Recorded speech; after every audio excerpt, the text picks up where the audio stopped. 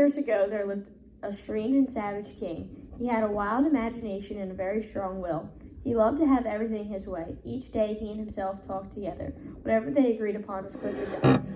He was the king and all-powerful. Some people said the king's ideas were strange, but they said this softly, very softly, when no one was around. The king liked the idea of the public arena. In other countries, it was a place where men and beasts showed their courage by fighting each other. But this king used the arena in a different way, to reward the innocent and punish the guilty. Here is how it worked. If a man was accused of a crime, if the crime was important enough to interest the king, he posted a notice. All citizens of the land were invited to attend the trial at the king's arena. When the day arrived, a large crowd would gather. First the people took their seats, then the king would appear, followed by his court. He sat high on his throne on one side of the arena. When the king gave a signal, the accused man would step out onto the arena. Opposite the king were two doors. They were side by side and exactly alike. The prisoner would walk straight to these doors and open one of them. He could open either door he pleased. No one helped him decide. Behind one door was a hungry tiger. If he opened that door, the tiger leaped out, tore the man to pieces. That was the punishment for his guilt. The iron bells clanged and the cries of sorrow were heard. The people bowed their heads and went slowly home. But they were sad, and anyone should have met such a terrible fate.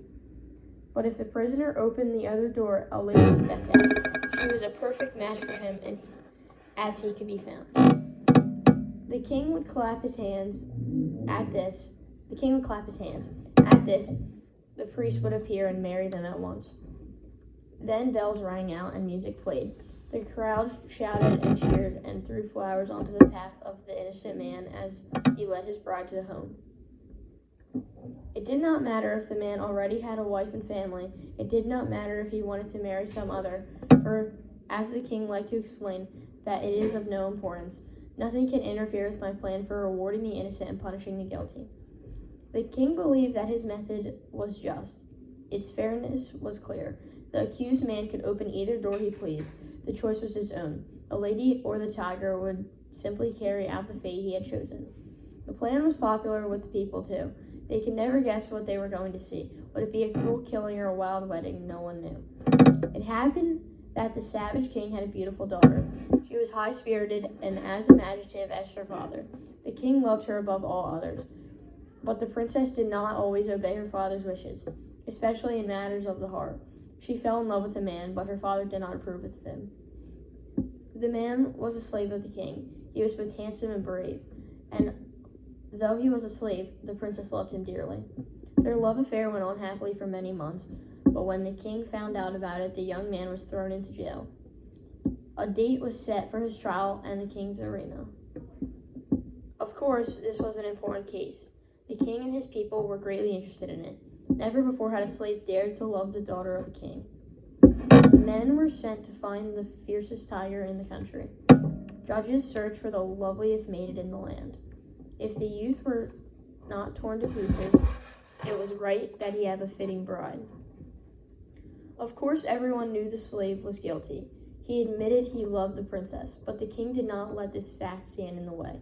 He enjoyed the justice of his arena too much. Besides, the slave would be murdered or married. In either case, he'd be out of the way. At last, the great day came. Never before had there been such a crowd. The people shoved and pushed. Some could not even get into the arena. They stood waiting for the news at the outside walls. Finally, the king and his court took their places. The signal was given. A door opened, and the slave entered the arena. What a sight he made, handsome and tall. No wonder the princess loved him. What a terrible thing for him to be there.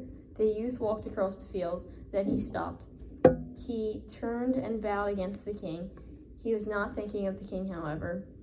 His eyes were fixed on the princess who sat beside her father. For weeks, the princess had thought of nothing but this day. Finally, she had done what no one else before her had ever done. She had learned the secret of the doors. Gold in her power as the king's daughter had brought her the secret. But she knew more than which door hit the lady. She also knew the lady's face. She was one of the most beautiful women in the king's court, and the princess hated her. The princess had often seen the lady looking at her lover. She thought that he even glanced back. Once she had seen them talking together. It might have been nothing, but who could tell? The lady was lovely, but she had dared to look at the princess's lover, and now she stood waiting for him behind that silent door. The prisoner's eyes were still fixed on the princess. He searched her pale face closely. Then he saw that she knew. She knew behind which door crouched the tiger, behind which door stood the lady. He stared at her, and his eyes burned with the question, which? The princess knew he was asking.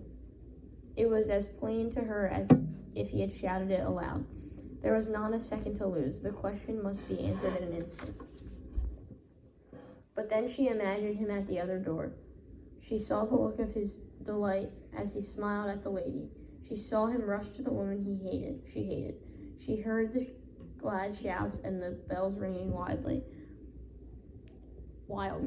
She saw the priest marry the couple while she helplessly sat there. Then she bit her lips. She tore her hair. Would it be better for him to die at once? And yet, that awful tiger, those screams, that blood. She had given her answer in an instant, but she had thought about it for many days. She had known she would be asked. She had decided what she would answer. Without a moment's delay, she had moved her hand to the right. The question I leave to you all is this: which came out of the open door, the lady or the tiger?